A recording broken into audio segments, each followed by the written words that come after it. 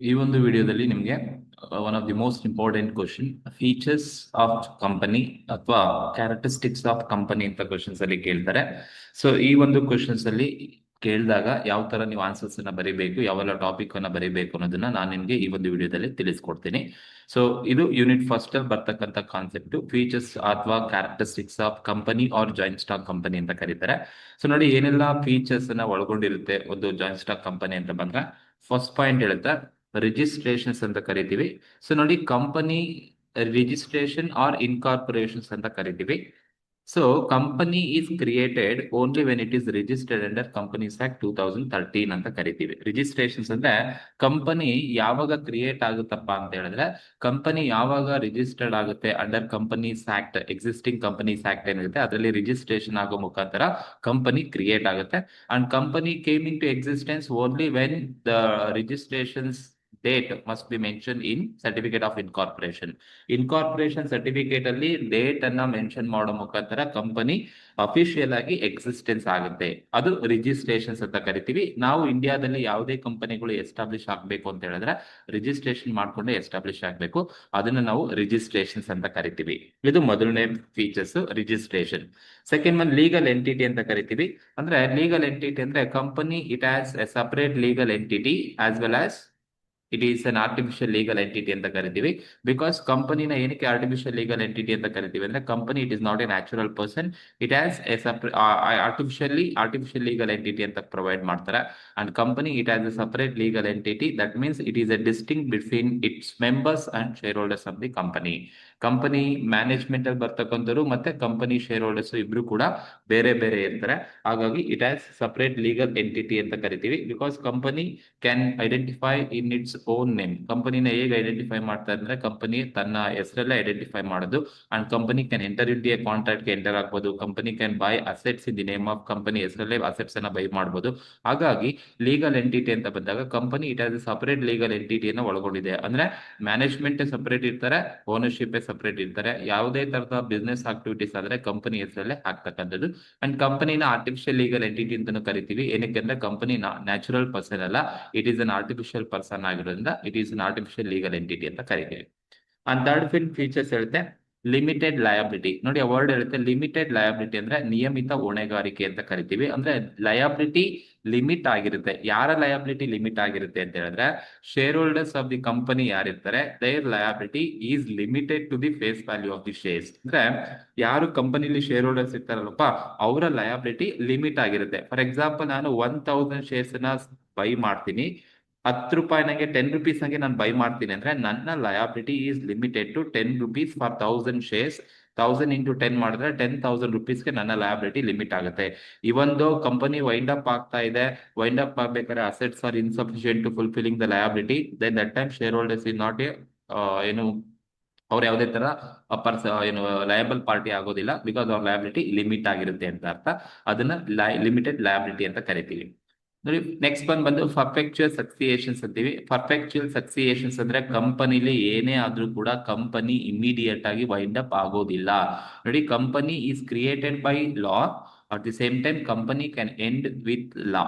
Company create ಆಗೋದು ಲಾ ಇಂದನೆ, company close ಆಗೋದು ಕೂಡ ಲಾ ಇಂದನೆ ಕ್ಲೋಸ್ ಆಗ್ತಕ್ಕಂಥದ್ದು. In between anything happen in the organisation, ಯಾರೋ ಕೀ ಮ್ಯಾನೇಜರಿಯಲ್ ಪರ್ಸನ್ ಡೆತ್ ಆದ್ರು, ಯಾರೋ ರಿಟೈರ್ಮೆಂಟ್ ಆದ್ರು, ಯಾರೋ ಇನ್ಸಾಲ್ವೆಂಟ್ ಆದ, it doesn't affect on the performance of the company. ಈಗ ಇವತ್ತು ಯಾರೋ ಡೈರೆಕ್ಟರ್ ಇರ್ತಾನೆ, ಅವನು ಡೆತ್ ಆಗ್ಬಿಡ್ತಾರೆ, ಅವಾಗ ಕಂಪನಿ ಕ್ಲೋಸ್ ಮಾಡಲ್ಲ. ಇವತ್ತು ಯಾರೋ ಕಂಪನಿ ಶೇರ್ ಹೋಲ್ಡರ್ಸ್ ಇರ್ತಾರೆ, ಅವರು ತನ್ನ ಶೇರ್ಸ್ ಅನ್ನ ಬೇರೆಯವರಿಗೆ ಟ್ರಾನ್ಸ್ಫರ್ ಮಾಡಿ ಕಂಪನಿಯಿಂದ ಹೊರಗಡೆ ಹೋಗ್ತಾರೆ, ಕಂಪನಿ ಕ್ಲೋಸ್ ಆಗಲ್ಲ. It is company is a never ending process ಅಂತ ಕರಿತೀವಿ. ಹಾಗಾಗಿ ಇಟ್ ಈಸ್ ಪರ್ಫೆಕ್ಚುಯಲ್ ಸಕ್ಸಿಯೇಷನ್ಸ್ ಅಂದ್ರೆ company continuously perform their business activities even though anything happen in the organization. Many number of members maybe came into company or maybe go out from the company, it doesn't affect on the performance of the company. Then large capital ಇದೆ. ನೋಡಿ large capital ಅಂದ್ರೆ ತುಂಬಾ capital ನ company rice ಮಾಡಬಹುದು. ಹೇಗೆ ಅಂದ್ರೆ, so ನೋಡಿ capital ಅಂತ ಬಂದಾಗ, ಕಂಪನಿ ಅಂತ ಬಂದಾಗ, company is collected capital through the issue of shares, debenture, bonds to the general public. In case of public company there is no limit for maximum ಲಿಮಿಟೇ ಇಲ್ಲ ಅಂತ ಹೇಳಿದ್ರೆ ಅವ್ರು ಎಷ್ಟು ಅಮೌಂಟ್ ಅನ್ನ ಬೇಕಾದ್ರೆ ಕಲೆಕ್ಷನ್ಸ್ ಅನ್ನ ಮಾಡ್ಕೋಬಹುದು ಬೈ ಇಶ್ಯೂ ಆಫ್ ಶೇರ್ಸ್. ಹಾಗಾಗಿ ಅದು ಕೂಡ ಒಂದು ಮೋಸ್ಟ್ ಇಂಪಾರ್ಟೆಂಟ್ ಫೀಚರ್ಸ್ ಆಗುತ್ತೆ ಲಾರ್ಜ್ ಕ್ಯಾಪಿಟಲ್. ಲಾರ್ಜ್ ಆಪರೇಷನ್ಸ್ ಅಂತ ಇದೆ. ಸೊ ಕಂಪನಿ ಯಾವಾಗ ಲಾರ್ಜ್ ಕ್ಯಾಪಿಟಲ್ ನ ತಗೊಳುತ್ತೆ, obviously company can undertake large scale business operations ಅನ್ನ ಅಂಡರ್ಟೇಕ್ ಅನ್ನ ಮಾಡಬಹುದು. ಬಿಕಾಸ್ ನಿಮ್ಮ ಹತ್ರ ತುಂಬಾ ಅಮೌಂಟ್ ಇದೆ, ಕ್ಯಾಪಿಟಲ್ ಇದೆ ಅಂತ ಹೇಳಿದ್ರೆ ಯೂಶಲಿ ಕಂಪನಿ ಅಂಡರ್ಟೇಕ್ ಮಾಡ್ತಕ್ಕಂಥ ಲಾರ್ಜ್ ಸ್ಕೇಲ್ ಬಿಸ್ನೆಸ್ ಆಕ್ಟಿವಿಟೀಸ್ ಅನ್ನ ಅಂಡರ್ಟೇಕ್ ಮಾಡುತ್ತೆ. And transferability of share is also one of the features of the company. Transferability of shares ಅಂದ್ರೆ 2 ಪಾಯಿಂಟ್ ಗೊತ್ತಿರಬೇಕು. ಪಬ್ಲಿಕ್ ಕಂಪನಿ ಆದ್ರೆ ಶೇರ್ಸ್ ಅನ್ನ ಫ್ರೀ ಆಗಿ ನೀವು ಟ್ರಾನ್ಸ್ಫರ್ ಅನ್ನ ಮಾಡಬಹುದು. ಪ್ರೈವೇಟ್ ಲಿಮಿಟೆಡ್ ಕಂಪನಿ ಆದ್ರೆ ಟ್ರಾನ್ಸ್ಫರಬಿಲಿಟಿ ಆಫ್ ಶೇರ್ಸ್ ಅನ್ನ ರಿಸ್ಟ್ರಿಕ್ಟ್ ಮಾಡುತ್ತೆ ಅಂತ ಬರೀಬೇಕು. ಅದು ಕೂಡ ಒಂದು ಫೀಚರ್. ಕಾಮನ್ ಸೀಲ್ ಅಂತಕ್ಕಂಥದ್ದು ಒಂದು ಫೀಚರ್ಸ್, ಅದನ್ನ 2 ಮಾರ್ಕ್ಸ್ ಅಲ್ಲಿ ಕೇಳಬಹುದು. ಕಾಮನ್ ಸೀಲ್ ಅಂದ್ರೆ it is official signature of the company ಅಂತ ಕರಿತೀವಿ. Company not A natural person like ನಮ್ ತರ ನ್ಯಾಚುರಲ್ ಪರ್ಸನ್ ಅಲ್ಲ, it is an artificial person. It can act in the name of company ಹೆಸರಲ್ಲೇ hack ಮಾಡ್ತಾ ಇರುತ್ತೆ. But ಕಂಪನಿನ ರನ್ ಮಾಡೋದು ಯಾರಪ್ಪ ಅಂತ ಹೇಳಿದ್ರೆ board of directors, management run ಮಾಡ್ತಾರೆ. ಸೊ ಹಾಗಾಗಿ ಕಂಪನಿ ಅಫಿಷಿಯಲ್ ಸಿಗ್ನೇಚರ್ ಆಗಿ ಕಾಮನ್ ಸೀಲ್ ನ ಯೂಸ್ ಮಾಡ್ತಾರೆ. ಸೊ ಎಲ್ಲಾ ಕಂಪನಿ ಇಂಪಾರ್ಟೆಂಟ್ ಡಾಕ್ಯುಮೆಂಟ್ಸ್ ಮೇಲೆ ಕಾಮನ್ ಸೀಲ್ ನ ಯೂಸ್ ಮಾಡಬೇಕು. Along with authorised person signature ಕೂಡ ಒಳಗೊಂಡಿರಬೇಕಾಗುತ್ತೆ. ಹಾಗಾಗಿ it is an official signature of the company ಅಂತ ಕರೀತಾರೆ. ನಂಬರ್ ಆಫ್ ಮೆಂಬರ್ಸ್ ನಿಮಗೆ ಗೊತ್ತಿರಬೇಕು. ನಂಬರ್ ಆಫ್ ಮೆಂಬರ್ಸ್ ಅಂದ್ರೆ ಪಬ್ಲಿಕ್ ಕಂಪನಿ ಆದ್ರೆ ಮಿನಿಮಮ್ 7 ಮೆಂಬರ್ಸ್ ಇರ್ತಾರೆ, maximum unlimited number of members ಇರ್ತಾರೆ. ಪ್ರೈವೇಟ್ ಕಂಪನಿ ಆದ್ರೆ ಮಿನಿಮಮ್ 2 ನಂಬರ್ಸ್ ಇರ್ತಾರೆ, ಮ್ಯಾಕ್ಸಿಮಮ್ 200 ಮೆಂಬರ್ಸ್ಗೆ ಲಿಮಿಟ್ ಆಗಿರುತ್ತೆ. ಇನ್ case of 1 person private limited company ಆದ್ರೆ only 1 person is enough to ಅಂತ ಕರೀತಾರೆ. ಹಾಗಾಗಿ ಅದು ಕೂಡ ಒಂದು features, number of member. And incorporation associations ಅಂದ್ರೆ ನಾಗ ಹೇಳಿದಾಗೆ that is a registration under companies act ಅಂತ ಕರಿತೀವಿ. And it is a voluntary associations ಅಂತ ಕರಿತೀವಿ. Joint stock company is a voluntary association of group of persons joint together. So ಇದು voluntary ಆಗಿ associate ಆಗ್ತಕ್ಕಂಥದ್ದು ಪರ್ಸನ್ಸ್ ದೋಸ್ ಆರ್ ಇಂಟ್ರೆಸ್ಟೆಡ್. ಅವರು company shares ಅನ್ನ buy ಮಾಡ್ಕೊಂಡು ಕಂಪನಿಗೆ ಒಳಗಡೆ ಅವರು ಶೇರ್ ಹೋಲ್ಡರ್ಸ್ ಆಗಿ ಎಂಟರ್ ಆಗ್ಬಹುದು. ಸೊ ಇದು ಫೀಚರ್ಸ್ ಅಂತ ಕರಿತೀವಿ. ಅಟ್ಲೀಸ್ಟ್ ನೀವು ಇಷ್ಟು ಪಾಯಿಂಟ್ಸ್ ಅನ್ನ ಬರ್ದು ನೀಟಾಗಿ 1 to 2 ಲೈನ್ಸ್ ಅನ್ನ ಎಕ್ಸ್ಪ್ಲೈನ್ ಮಾಡಿದ್ರೆ ನಿಮ್ಗೆ 12 ಮಾರ್ಕ್ಸ್ಗೆ ಖಂಡಿತವಾಗ್ಲೂ ಈ ಕ್ವಶನ್ಸ್ ಇದ್ದೇ ಇರುತ್ತೆ. ಕರೆಕ್ಟ್ ಆಗಿ ನೋಡ್ಕೊಳ್ಳಿ. ಸೊ ಈ ಒಂದು ಕ್ವಶನ್ಸ್ಗೆ ಆನ್ಸರ್ಸ್ ಏನಿದೆ ವಿತ್ ಎಕ್ಸ್ಪ್ಲನೇಷನ್ಸ್ ಅನ್ನ ನಾನು ಡಿಸ್ಕ್ರಿಪ್ಷನ್ ಬಾಕ್ಸ್ ಅಲ್ಲಿ ಕೊಟ್ಟಿರ್ತೀನಿ. ಇದು ಒಂದು most important question, features of joint stock company ಅಥವಾ ಕಂಪನಿ. ನೆಕ್ಸ್ಟ್ ಒಂದು ಮೋಸ್ಟ್ ಇಂಪಾರ್ಟೆಂಟ್ ಕ್ವಶನ್ಸ್ ಏನಪ್ಪಾ ಅಂದ್ರೆ ನಿಮ್ಗೆ ಈ ತರ ಕೇಳ್ತಾರೆ, explain the advantages and disadvantages of joint stock company ಅಂತ. ಏನೆಲ್ಲ ಅಡ್ವಾಂಟೇಜಸ್ ಇದೆ, ಏನೆಲ್ಲ ಡಿಸ್ಅಡ್ವಾಂಟೇಜಸ್ ಇದೆ ಅಂತ ಕೇಳ್ತಾರೆ. ಸೊ ಆಲ್ಮೋಸ್ಟ್ ಇಲ್ಲೊಂದು 15 ಪಾಯಿಂಟ್ಸ್ ಹಾಕಿರ್ತೀನಿ. ನೀವು ಕರೆಕ್ಟ್ ಆಗಿ ನಿಮ್ಗೆ ಯಾವ್ದು ಈಸಿ ಅನ್ಸುತ್ತೆ ಅದನ್ನ ನೋಡ್ಕೊಳ್ಳಿ. ಇದು ಕೂಡ ನೋಟ್ಸ್ ಅಲ್ಲಿ ನಾನು ನಿಮ್ಗೆ ಡಿಸ್ಕ್ರಿಪ್ಷನ್ ಬಾಕ್ಸ್ ಅಲ್ಲಿ ವಿತ್ ಎಕ್ಸ್ಪ್ಲನೇಷನ್ ನಾನು ನಿಮ್ಗೆ ಹಾಕಿರ್ತೀನಿ, ನೀವು ನೋಡ್ಕೋಬಹುದು. ಫಸ್ಟ್ ಒನ್ ಅಡ್ವಾಂಟೇಜ್ ಹೇಳುತ್ತೆ ಎಕ್ಸ್ಪಾನ್ಷನ್ ಆಫ್ ಬಿಸ್ನೆಸ್ ಅಂತ. ನೋಡಿ ಹೇಗೆ ಅಡ್ವಾಂಟೇಜಸ್ ಕಂಪನಿಯಿಂದ ಏನ್ ಅಡ್ವಾಂಟೇಜಸ್ ಇದೆ ಅಂತ ಹೇಳಿದ್ರೆ ಎಕ್ಸ್ಪಾನ್ಷನ್ ಮಾಡಬಹುದು ಅಂತ ಬಿಸ್ನೆಸ್ ಅನ್ನ. ಅಂದ್ರೆ joint stock company shares and debenture bonds ಅನ್ನ ಸೇಲ್ ಮಾಡಿ ಹ್ಯೂಜ್ ಅಮೌಂಟ್ ಆಫ್ ಮನಿಯನ್ನ ರೈಸ್ ಮಾಡೋ ಮುಖಾಂತರ ಬಿಸ್ನೆಸ್ ಏನ್ ಮಾಡ್ಬೋದು, ತನ್ನ ಬಿಸ್ನೆಸ್ ಆಕ್ಟಿವಿಟೀಸ್ ಅನ್ನ ಎಕ್ಸ್ಪ್ಯಾನ್ಡ್ ಮಾಡಬಹುದು. ಯಾಕಂದ್ರೆ expansion is possible with the help of amount of capital. So in case of company can raise huge amount of capital ನ ರೈಸ್ ಮಾಡುತ್ತೆ ಈ ಶೇರ್ಸ್ ಅನ್ನ ಇಶ್ಯೂ ಮಾಡಿ ಅಂತ ಹೇಳಿದ್ರೆ ಕಂಪನಿ ಬಿಸ್ನೆಸ್ ಆಕ್ಟಿವಿಟೀಸ್ ಅನ್ನ ಎಕ್ಸ್ಪ್ಯಾಂಡ್ ಮಾಡ್ತಕ್ಕಂಥ ಚಾನ್ಸಸ್ ಇರುತ್ತೆ. ಹಾಗಾಗಿ that is one of the benefits in if company start ಮಾಡಿದ್ರೆ ಕಂಪನಿ ಬಿಸ್ನೆಸ್ ಅನ್ನ ಎಕ್ಸ್ಪ್ಯಾಂಡ್ ಮಾಡಬಹುದು. ದೆನ್ ಸೆಕೆಂಡ್ ಒನ್ ಬಂದು ಈಸಿ ಆಕ್ಸೆಸ್ ಟು ಕ್ರೆಡಿಟ್ ಅಂತ ಕರಿತೀವಿ. ಈಸಿ ಆಕ್ಸೆಸ್ ಟು ಕ್ರೆಡಿಟ್ ಅಂದ್ರೆ joint stock company can get huge amount of capital from banks and other financial institution. ನೋಡಿ company ಈಗ personal loan ನಾವು ತಗೊಳ್ತೀವಿ ಅಂದ್ರೆ it is very difficult to get a loan from any financial institution. But company point of view ಹೋದ್ರೆ company ಆದ್ರೆ it is very easy to access credit facility from any bank and any financial institution. Because company legal ಆಗಿ existence ಆಗಿರೋದ್ರಿಂದ, legal documents correct ಆಗಿರೋದ್ರಿಂದ ಈಸಿಯಾಗಿ ಯಾವುದೇ financial institution approach ಮಾಡಿದ್ರೆ ಈಸಿಯಾಗಿ ಅವರು ಕ್ರೆಡಿಟ್ ಫೆಸಿಲಿಟಿಯನ್ನ ತಗೋಬಹುದು. That is one of the benefit. Easy to exit ಅಂತ ಕರಿತೀವಿ, ಅದು ಕೂಡ ಒಂದು ಬೆನಿಫಿಟ್. ಈಸಿ ಟು ಎಕ್ಸಿಸ್ಟ್ ಅಂದ್ರೆ ಶೇರ್ ಹೋಲ್ಡರ್ಸ್ ಅಥವಾ members of the company can exit from company easily by selling the shares to another person. ಈಗ ನಾನು ಒಂದು ಕಂಪನಿ ಶೇರ್ ಹೋಲ್ಡರ್ಸ್ ಆಗಿದ್ದೀನಿ, ನನಗೆ ಆ ಕಂಪನಿಲಿ ಇಷ್ಟ ಇಲ್ಲ ಅಂತ ಹೇಳಿದ್ರೆ ನಾನು ಈಸಿಯಾಗಿ ಆ ಕಂಪನಿ ಬಿಟ್ಟು ಹೊರಗಡೆ ಬರ್ಬೋದು. ಹೇಗೆ ಹೊರಗಡೆ ಬರ್ತೀಯ ಅಂದ್ರೆ ನಿನ್ನ ಶೇರ್ಸ್ ಅನ್ನ ನೀನು ಮಾರಾಟ ಮಾಡಬೇಕಾಗುತ್ತೆ, ಆ ಮುಖಾಂತರ ನೀನು ಅಲ್ಲಿಂದ ಎಕ್ಸಿಟ್ ಆಗ್ತೀಯ ಅಂತ ಹೇಳುತ್ತೆ.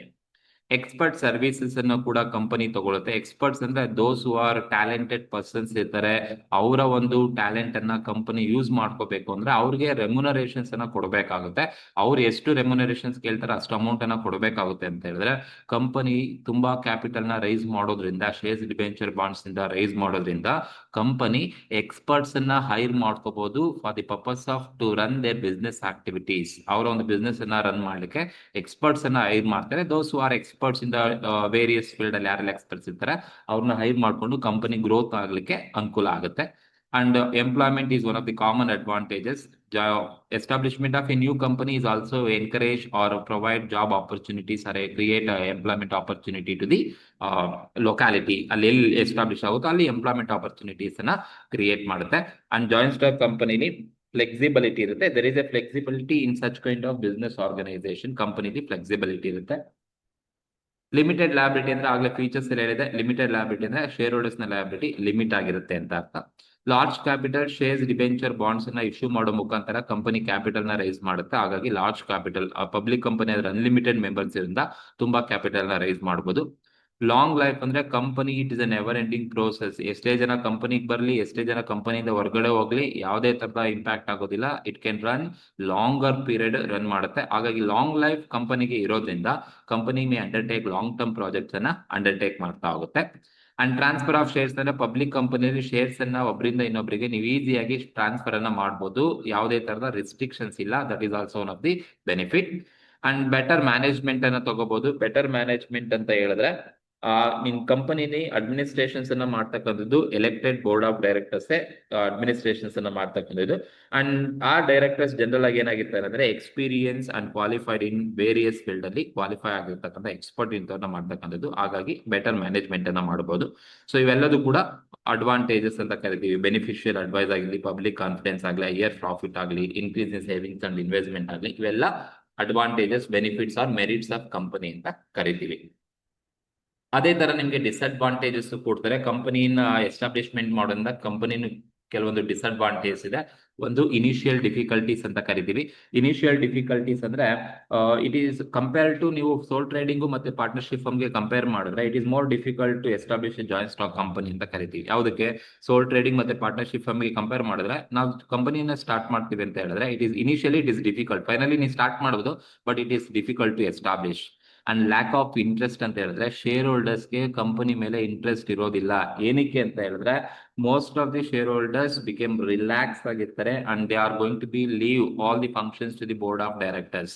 ಬೋರ್ಡ್ ಆಫ್ ಡೈರೆಕ್ಟರ್ಸ್ಗೆ ಎಲ್ಲಾ ಫಂಕ್ಷನ್ಸ್ ಅನ್ನ ಮಾಡಿ ಅಂತ ಬಿಟ್ಬಿಟ್ಟು ಅವರು ಜಸ್ಟ್ ಇನ್ವೆಸ್ಟ್ಮೆಂಟ್ ಅನ್ನ ಮಾಡಿ ಹೋಗಿರ್ತಾರೆ. ಹಾಗಾಗಿ ಲ್ಯಾಕ್ ಆಫ್ ಇಂಟ್ರೆಸ್ಟ್ ಇರಬಹುದು. ಲೇಬರ್ ಡಿಸ್ಪ್ಯೂಟ್ ಆಗ್ತಕ್ಕಂಥ ಚಾನ್ಸಸ್ ಇರುತ್ತೆ. Because there is no close contact between workers and owners ಮತ್ತೆ ಕ್ಲೋಸ್ ಕಾಂಟ್ಯಾಕ್ಟ್ ಇರೋದಿಲ್ಲ. ಹಾಗಾಗಿ ಟ್ರೇಡ್ ಯೂನಿಯನ್ ನ ಸ್ಟಾರ್ಟ್ ಮಾಡ್ತಕ್ಕಂಥ ಚಾನ್ಸಸ್ ಇರುತ್ತೆ. It may be arise disputes ಆಗ್ತಕ್ಕಂಥ ಚಾನ್ಸಸ್ ಕೂಡ ಇರುತ್ತೆ. And company can not maintain secrecy. Lack of secrecy ಅಂತ ಕರಿತೀವಿ. Because company need to be file various reports, various register to the register of company time to time. So company can't able to maintain secrecy ನ maintain ಮಾಡ್ಲಿಕ್ಕೆ ಸಾಧ್ಯ ಆಗೋದಿಲ್ಲ. And ಕಂಪನಿಗೆ lack of freedoms ಇರುತ್ತೆ. ಯಾಕೆಂದ್ರೆ compare to sole trading ಮತ್ತೆ partnership ಫರ್ಮ್ಗೆ compare ಮಾಡಿದ್ರೆ there is a lack of freedom in relation to company. And monopoly ಆಗ್ತಕ್ಕಂಥ ಚಾನ್ಸಸ್ ಇರುತ್ತೆ. ಸ್ಪೆಕ್ಯುಲೇಷನ್ಸ್ ಆಗ್ಬೋದು. It is one of the complicated process to start a new company. And control of powers belongs to few hands ಅಂತ ಕರಿತೀವಿ. And delay in decision making process. Decision making process ಕೂಡ ತುಂಬಾ time ಅನ್ನ ತಗೊಳುತ್ತೆ, delay ಆಗ್ತಾ ಹೋಗುತ್ತೆ ಅಂತ ಹೇಳ್ಬೋದು. ಸೊ ಇವು ಡಿಸ್ಅಡ್ವಾಂಟೇಜ್ ಅಂತ ಕರಿತೀವಿ. ಈ ಕ್ವಶನ್ಸ್ ಅನ್ನ ನೀವು ಎಕ್ಸ್ಪೆಕ್ಟ್ ಮಾಡಬಹುದು. ಒಂದೇ ಕ್ವಶನ್ ಸೆಕ್ಷನ್ ಸಿ ಗೆ ಕೇಳ್ತಾರೆ, advantages and disadvantages of joint stock company ಅಂತ ಹೇಳಿದ್ರೆ ಇಷ್ಟು ಪಾಯಿಂಟ್ಸ್ ಬರೀರಿ. ಇದಕ್ಕೆ ಎಕ್ಸ್ಪ್ಲನೇಷನ್ಸ್ ಅನ್ನ ನಾನು ನಿಮ್ಮ ಡಿಸ್ಕ್ರಿಪ್ಷನ್ ಬಾಕ್ಸ್ ಅಲ್ಲಿ ಹಾಕಿರ್ತೀನಿ, ದಯವಿಟ್ಟು ನೋಡ್ಕೊಳ್ಳಿ. ಇದು ಎರಡನೇ questions. And most last year ಕೇಳಿರ್ತಕ್ಕಂಥ ಕ್ವಶನ್ ಟೈಪ್ಸ್ ಆಫ್ ಕಂಪನಿ ಅಂತ ಕೇಳ್ಬೋದು. On the base of incorporation ಅಥವಾ on the base of formation ಮೇಲೆ ಚಾರ್ಟೆಡ್ ಕಂಪನಿ, ಸ್ಟ್ಯಾಟ್ಯೂಟರಿ ಕಂಪನಿ ಮತ್ತೆ ರಿಜಿಸ್ಟರ್ಡ್ ಕಂಪನಿ ಅಂತ ಮೂರು ಸ್ಟಾರ್ಟ್ ಮಾಡಿರ್ತಕ್ಕಂಥದ್ದು, ಮೂರು ಟೈಪ್ ಇರ್ತಕ್ಕಂಥದ್ದು. ನೋಡಿ, ಚಾರ್ಟೆಡ್ ಕಂಪನಿ ಅಂತ ಹೇಳಿದ್ರೆ so these companies are established under special character issued by the king or queen of the nation. Such kind of company called as chartered company ಅಂತ ಕರಿತೀವಿ. ಅಂದ್ರೆ ಹಿಂದೆ ಯಾರೋ ಕಿಂಗ್ ಆರ್ ಕ್ವೀನ್ ಏನಿದ್ರು ಅವರ ಒಂದು ಆದೇಶದ ಮೇಲೆ ಎಸ್ಟಾಬ್ಲಿಷ್ ಆಗಿರ್ತಕ್ಕಂಥ ಕಂಪನಿಗಳನ್ನ ನಾವು ಚಾರ್ಟೆಡ್ ಕಂಪನಿ ಅಂತ ಕರಿತೀವಿ. Just like East India company. East India company is chartered company because it is establish under the king Elizabeth ಅವರ ಆದೇಶದ ಮೇಲೆ ಎಸ್ಟಾಬ್ಲಿಷ್ ಆಗಿರ್ತಕ್ಕಂಥ ಒಂದು ಕಂಪನಿಗಳು. ಯಾವ ಕಿಂಗ್ ಅಂಡ್ ಕ್ವೀನ್ ಇದು ಅವರ ಒಂದು ಆರ್ಡರ್ ಮೇಲೆ ಎಸ್ಟಾಬ್ಲಿಷ್ ಆಗಿರೋ ಕಂಪನಿಗಳನ್ನ ಚಾರ್ಟೆಡ್ ಕಂಪನಿ ಅಂತ ಕರಿತೀವಿ. ನಾವು ಈ ತರ ಕಂಪನಿಗಳನ್ನ ಈಗ ನಾವು ನೋಡ್ಲಿಕ್ಕೆ ಸಾಧ್ಯ ಆಗೋದಿಲ್ಲ. ಸ್ಟ್ಯಾಟ್ಯೂಟರಿ ಕಂಪನಿ ಅಂತ ಹೇಳಿದ್ರೆ ಲೆಜಿಸ್ಲೇಟಿವ್ ಅಲ್ಲಿ ಒಂದು ಹೊಸ ಅಂದ್ರೆ ಪಾರ್ಲಿಮೆಂಟ್ ಅಲ್ಲಿ ಒಂದು ಹೊಸ ಲೆಜಿಸ್ಲೇಟಿವ್ ಅನ್ನ ಪಾಸ್ ಮಾಡೋ ಮುಖಾಂತರ, ಸ್ಪೆಷಲ್ ಆಕ್ಟ್ ಅನ್ನ ತಗೊಂಡ್ಬರೋ ಮುಖಾಂತರ ಏನು ಕಂಪನಿಗಳನ್ನ ಎಸ್ಟಾಬ್ಲಿಷ್ ಮಾಡ್ತಾರೆ ಆ ತರದ ಕಂಪನಿಗಳನ್ನ ಸ್ಟ್ಯಾಟ್ಯೂಟರಿ ಕಂಪನಿ ಅಂತ ಕರಿತೀವಿ. These companies are established under the special act passed in the parliament. Legislative act ಅನ್ನ ಪಾಸ್ ಮಾಡೋ ಮುಖಾಂತರ ಎಸ್ಟಾಬ್ಲಿಷ್ ಆಗೋ ಕಂಪನಿಗಳು ಸ್ಟ್ಯಾಟ್ಯೂಟರಿ ಕಂಪನಿ ಅಂತ ಕರಿತೀವಿ. Like RB reserve bank of India ಆಗಿರ್ಬೋದು, ಅಥವಾ LIC ಆಗಿರ್ಬೋದು, ಇವು ಸ್ಟ್ಯಾಟ್ಯೂಟರಿ ಕಂಪನಿ ಅಂತ ಕರಿತೀವಿ. ರಿಜಿಸ್ಟರ್ಡ್ ಕಂಪನಿ ಅಂತ ಹೇಳಿದ್ರೆ ಯಾವೆಲ್ಲ ಕಂಪನಿಗಳು ಕಂಪನೀಸ್ ಆಕ್ಟ್ ನ ಅಂಡರ್ ಅಲ್ಲಿ ರಿಜಿಸ್ಟರ್ ಆಗ್ತವೆ ಆ ತರದ ಕಂಪನಿಗಳನ್ನು ನಾವು ರಿಜಿಸ್ಟರ್ಡ್ ಕಂಪನಿ ಅಂತ ಕರಿತೀವಿ. ಸೊ ಟ್ರಾನ್ಸ್ಫರಬಿಲಿಟಿ ಮೇಲೆ ಮಾಡಿದ್ರೆ ಪಬ್ಲಿಕ್ ಕಂಪನಿ ಮತ್ತೆ ಪ್ರೈವೇಟ್ ಕಂಪನಿ ಅಂತ ಎರಡು ತರ ಕಂಪನಿಗಳನ್ನ ನೋಡಬಹುದು. ಪಬ್ಲಿಕ್ ಕಂಪನಿ ಅಂದ್ರೆ public company is a company which as minimum 7 members ಇರಬೇಕು, ಮ್ಯಾಕ್ಸಿಮಮ್ ಅನ್ಲಿಮಿಟೆಡ್ ಇರಬೇಕು, minimum paid up capital 5 lakh rupees ಅಥವಾ ಹೈಯರ್ ಕ್ಯಾಪಿಟಲ್ ಬೇಕಾದ್ರೂ ಇರ್ಬೋದು. And members are free to transfer they shares, ಒಬ್ಬರಿಂದ ಇನ್ನೊಬ್ಬರಿಗೆ ಫ್ರೀ ಆಗಿ ಟ್ರಾನ್ಸ್ಫರ್ ಅನ್ನ ಮಾಡಬಹುದು. ಅಂಡ್ ಕಂಪನಿ ನೇಮು ಏನಾಗಿರ್ಬೇಕಪ್ಪ ಅಂದ್ರೆ ಲಿಮಿಟೆಡ್ ಅನ್ನೋ ವರ್ಡ್ ಅನ್ನ ಯೂಸ್ ಮಾಡ್ಕೊಂಡು ಎಂಡ್ ಆಗಿರ್ಬೇಕು. ಈ 4 ಪಾಯಿಂಟ್ ಇದ್ರೆ ಅದನ್ನ ನಾವು ಪಬ್ಲಿಕ್ ಕಂಪನಿ ಅಂತ ಕರಿತೀವಿ. ಮಿನಿಮಮ್ 7 ಮೆಂಬರ್ಸ್ ಇರಬೇಕು, ಮ್ಯಾಕ್ಸಿಮಮ್ ಅನ್ಲಿಮಿಟೆಡ್, ಮಿನಿಮಮ್ 5 lakh ಇರಬೇಕು ಕ್ಯಾಪಿಟಲ್, ಅಂಡ್ ಮೆಂಬರ್ಸ್ ಫ್ರೀ ಆಗಿ ಫಂಡ್ಸ್ ಶೇರ್ಸ್ ಅನ್ನ ಟ್ರಾನ್ಸ್ಫರ್ ಮಾಡಬಹುದು. And public company name limited ಅನ್ನೋ ವರ್ಡ್ ಇಂದ ಎಂಡ್ ಆಗಿರ್ಬೇಕು ಅಂತ ಹೇಳುತ್ತೆ. ಅಂಡ್ ಪ್ರೈವೇಟ್ ಕಂಪನಿ ಅಂತ ಹೇಳಿದ್ರೆ private company is also one of the company. Minimum 2 members, maximum restricted to 200 members, minimum paid up capital 1 lakh or higher capital ಇರಬೇಕು. There is a restriction on transfer of shares ಅಂತ ಕರಿತೀವಿ. And company name limited, private limited ಅನ್ನೋ word ಇಂದ end ಆಗಿರ್ಬೇಕು ಅಂತ private limited company ಹೇಳುತ್ತೆ. ಇದು on the base of ಟ್ರಾನ್ಸ್ಫರಬಿಲಿಟಿ ಮೇಲೆ ಇರ್ತಕ್ಕಂಥದ್ದು. On the basis of liability ಮೇಲೆ ನೀವು ಕ್ಯಾಲ್ಕುಲೇಷನ್ಸ್ ಅನ್ನ ಮಾಡ್ತೀರಾ. ಇದು on the basis of liability ಮೇಲೆ ಮಾಡಿದ್ರೆ ನಿಮಗೆ 3 ತರದ ಕಂಪನಿ ನೋಡಬಹುದು. Company limited by shares, company limited by guarantee, unlimited company. ನೋಡಿ, ಕಂಪನಿ ಲಿಮಿಟೆಡ್ ಬೈ ಶೇರ್ಸ್ ಅಂದ್ರೆ liability of the members of the company limited to the face value of the shares.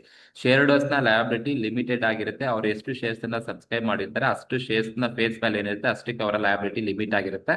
ಆ ತರದ ಕಂಪನಿಗಳನ್ನ company limited by shares ಅಂತ ಕರಿತೀವಿ. Company limited by guarantee ಅಂತ ಹೇಳಿದ್ರೆ this type of company, the liability of the members of the company is limited to the guarantees which is given by the members. Members ಎಷ್ಟು ಗ್ಯಾರಂಟಿಯನ್ನ ಕೊಟ್ಟಿರ್ತಾರೆ ಅಲ್ಲಿವರೆಗೂ ಅವರ liability limit ಆಗಿರುತ್ತೆ. Unlimited company ಅಂತ ಹೇಳಿದ್ರೆ ಇನ್ such kind of company the liability of the members of the company unlimited. Company ಈ ತರದ ಕಂಪನಿಗಳಲ್ಲಿ ಮೆಂಬರ್ಸ್ ನ liability ಅನ್ಲಿಮಿಟೆಡ್ ಆಗಿರುತ್ತೆ. ಈ ತರದ ಕಂಪನಿಗಳನ್ನ ನಾವು ನೋಡ್ಲಿಕ್ಕೂ ಸಾಧ್ಯ ಇಲ್ಲ. ಇದು 3ನೇ ಬೇಸ್ ಇರೋದು on the base of liability. Then on the basis of control ಮೇಲೆ ಬಂದ್ರೆ 2 ಕಂಪನಿ ನೋಡಬಹುದು, ಹೋಲ್ಡಿಂಗ್ ಕಂಪನಿ, ಸಬ್ಸಿಡರಿ ಕಂಪನಿ. ನೋಡಿ, ಹೋಲ್ಡಿಂಗ್ ಕಂಪನಿ ಅಂದ್ರೆ holding company is a company which holds more than 51% shares of another company. ಅಂದ್ರೆ ಒಂದು company ಬೇರೊಂದು ಕಂಪನಿಯಲ್ಲಿ 51% ಅಥವಾ ಅದಕ್ಕಿಂತ ಜಾಸ್ತಿ, ಮೋರ್ ದನ್ 51% ಅಂತ ಕರಿತೀವಿ. 51% ಗಿಂತ ಜಾಸ್ತಿ ಶೇರ್ಸ್ ನ ಅಕ್ವೈರ್ ಮಾಡ್ಕೊಂಡಿದ್ರೆ ಅದನ್ನ ಹೋಲ್ಡಿಂಗ್ ಕಂಪನಿ ಅಂತ ಕರಿತೀವಿ. The company which is controlled by holding company, ಯಾವ ಕಂಪನಿ ಹೋಲ್ಡಿಂಗ್ ಕಂಪನಿಯ ಕಂಟ್ರೋಲ್ ಅಲ್ಲಿ ಇರುತ್ತೆ ಆ ತರದ ಕಂಪನಿಗಳನ್ನ ಸಬ್ಸಿಡರಿ ಕಂಪನಿ ಅಂತ ಕರಿತೀವಿ. Subsidiary company is a company which is controlled by holding ಕಂಪನಿಯಿಂದ ಯಾರು ಕಂಟ್ರೋಲ್ ಮಾಡಿರ್ತಾರೆ ಆ ತರದ ಕಂಪನಿಗಳನ್ನ ಸಬ್ಸಿಡರಿ ಕಂಪನಿ ಅಂತ ಕರಿತೀವಿ. ಅಂಡ್ ಇದು on the base of control ಮೇಲೆ ಇರ್ತಕ್ಕಂಥದ್ದು.